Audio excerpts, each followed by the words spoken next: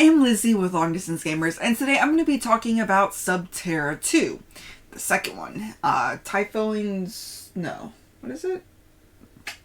I forget the Infernos, something or other. Anyways, it is the retail copy. I haven't gotten my Kickstarter copy yet. Not sure if I was going to, so I bought the retail copy. And it's 2 expansions.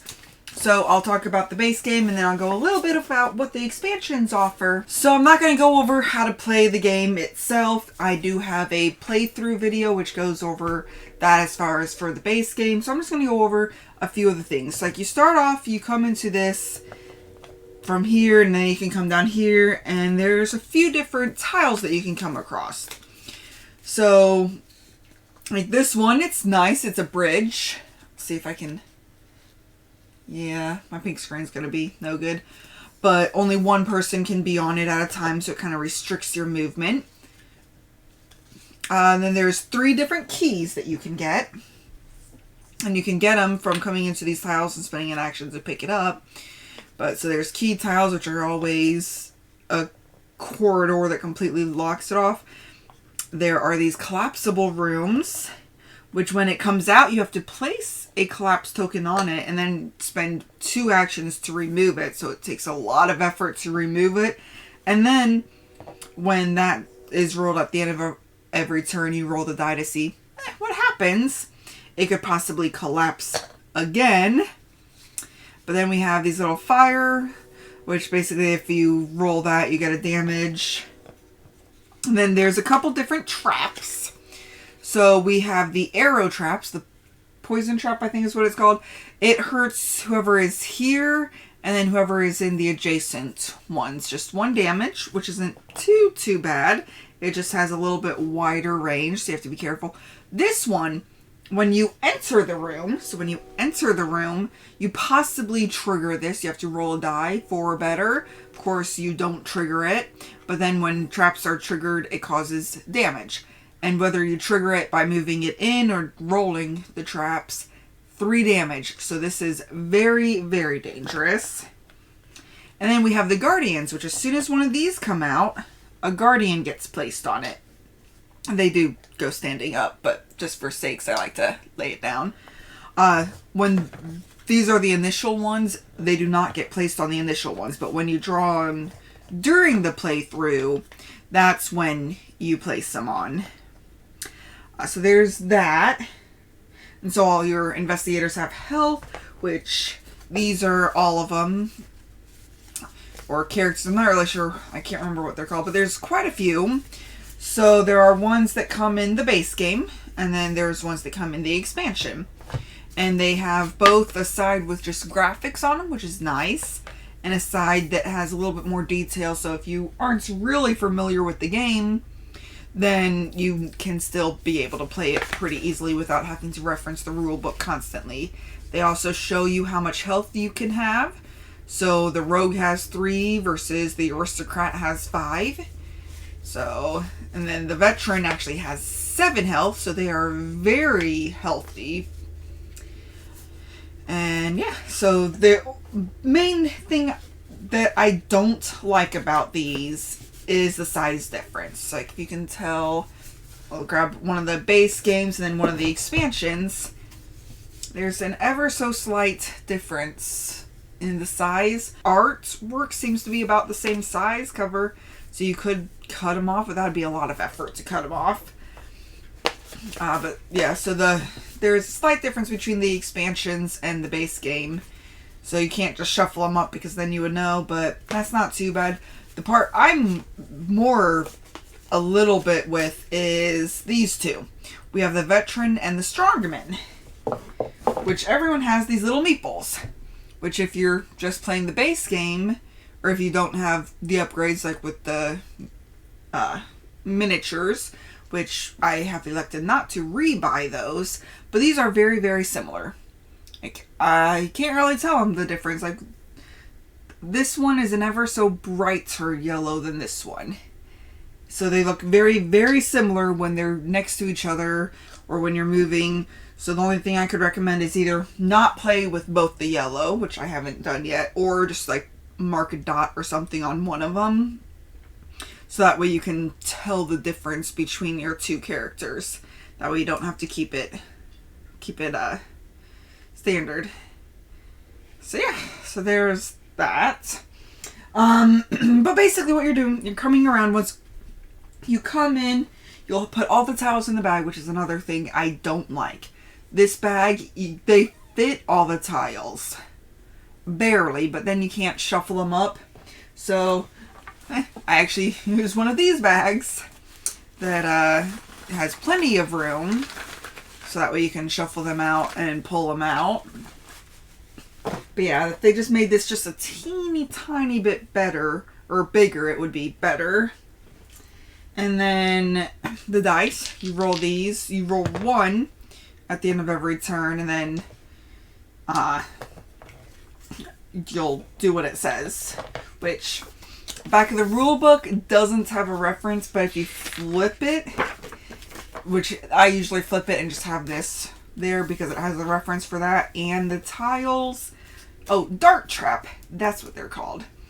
And then this other one, the big damage one, is spike trap. But anyways, and these are called ruins. So, but once the bag is empty, you will place this on the furthest column away. So if this was it, you would place it all the way down here. You would come in here, place all the keys wherever those are at. And then it releases this artifact. You have to come in here. There is a line dividing it. So you do know. And then you have the artifact, and then whoever has the artifact just has to make it out. If they make it out, then you win the game.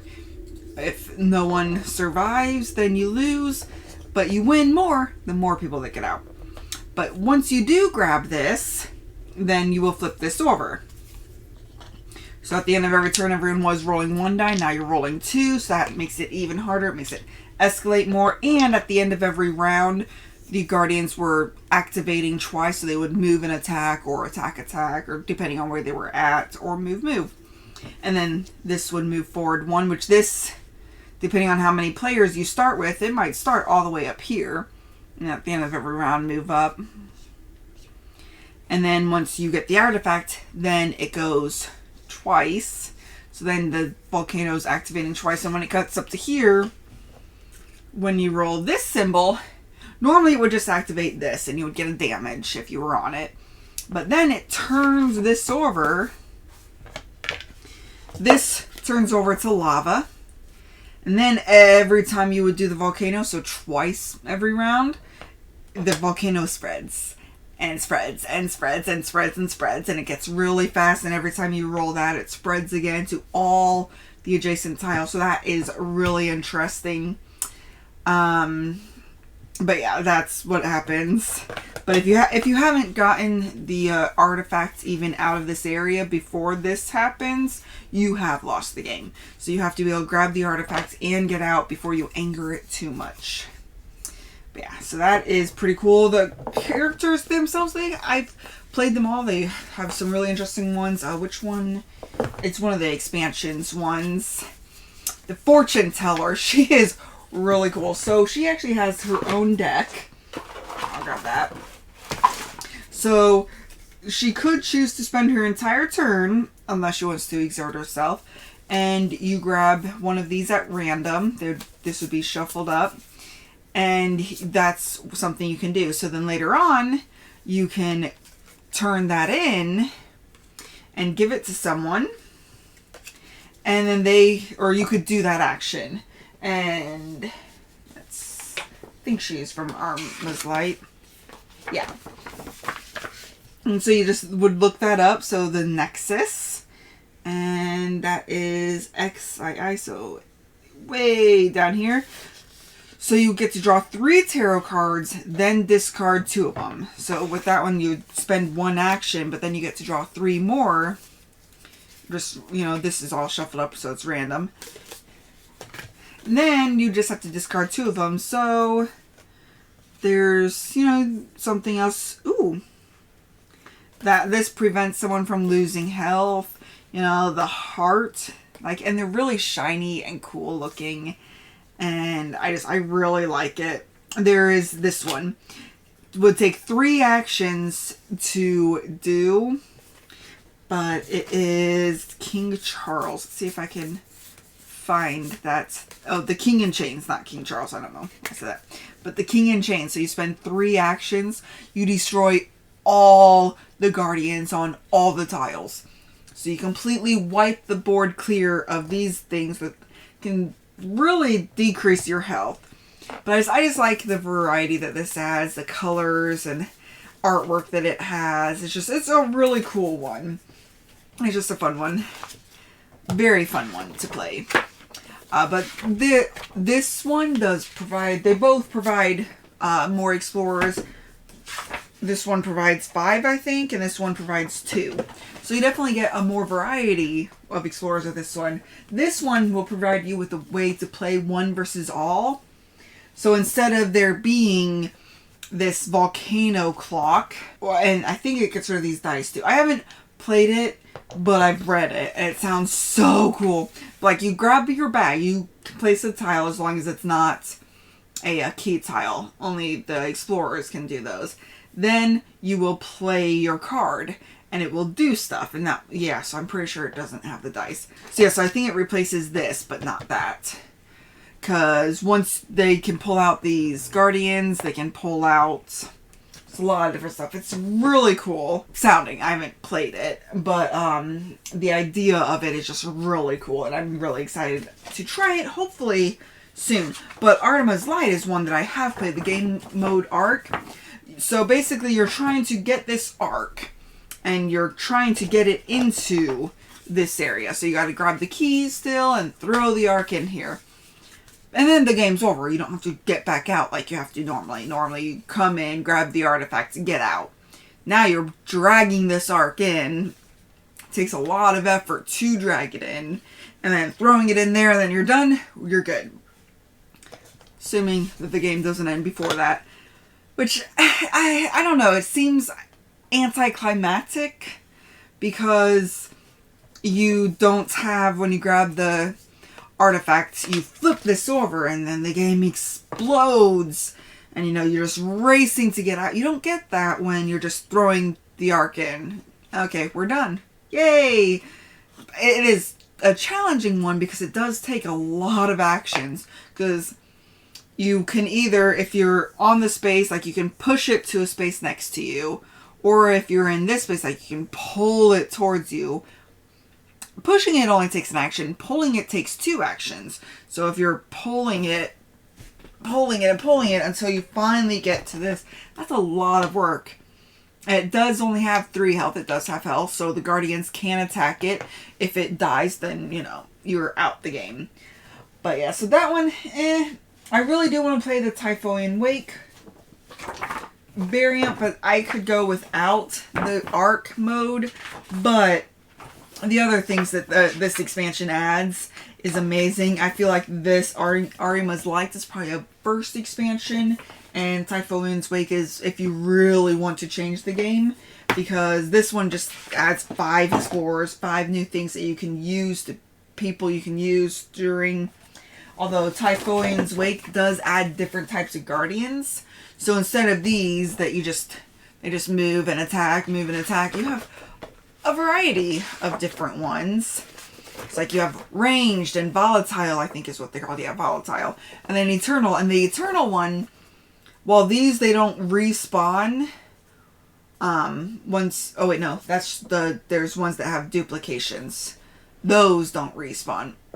But the eternal, he will start down. Once you get this artifact, then he will spawn up, and then he's hard hitting. He can drain your life, and he's very challenging to play against.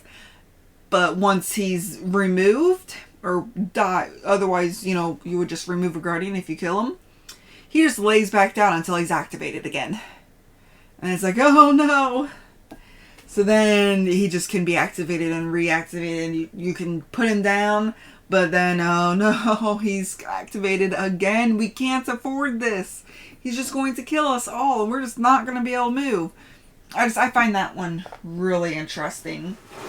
But yeah, that's pretty much it. So, I would definitely recommend Arma's Light over the Typhoon's Wake, simply because I haven't played this one. Maybe if I play this one, I'll be like, I was a fool. This is the way to play. But it is a 1v all, so it does kind of provide some changes. It does sound really cool. So I'm looking forward to playing that. What else could we talk about? We talked about the meatballs not matching. We talked about that. I mean, there are quite a little bit of difference. Like, Arma's Light provides different types of tiles as well. And each one does provide a slightly different setup. So you'd remove these and add these, and it's the same for both of them. But these ones that are added, like, that's the one that has 3 of the Guardians will spawn right away in that one. Granted, they don't respawn from that area. They'd have to find another area further away to respawn from, but still, that's intense. And then we have snakes, which, snakes, when you enter it, it only starts with 1 snake. But every time you roll, I forget. I only played this once with that version. But every time you rolled a certain thing, a 1, 2, or 3 on the collapsed buildings, if you roll that, then you add a snake. And then when an investigator goes into that area, they take a damage for every snake on that tile. All the tiles are removed, or all the snake tiles are removed then. Not the tiles themselves, but it adds little things on it. They can have up to 3, so you can take up to 3 damage by going in there. Those are removed, yeah, like something like that. And then, the snakes can come back and damage you more, and it's very challenging. And then this one is kind of like a countdown. So they start with 3, and then every time that is rolled, it takes 1 away, takes 1 away, takes 1 away, and then it just explodes out. You take 3 damage, and any enemy around it then would just be eliminated. So I find those new tiles really interesting. And this one was really cool, the pit. Now, you could get out of it with 2 actions to climb out. It's a lot of effort because you fell down. You got to climb up it. But if someone else is on the tile adjacent to you, they can help you up, essentially. So you don't have to spend 1 action to be able to move out of it, unless you have to do it yourself. Then you have to spend 2 actions. I found that really interesting.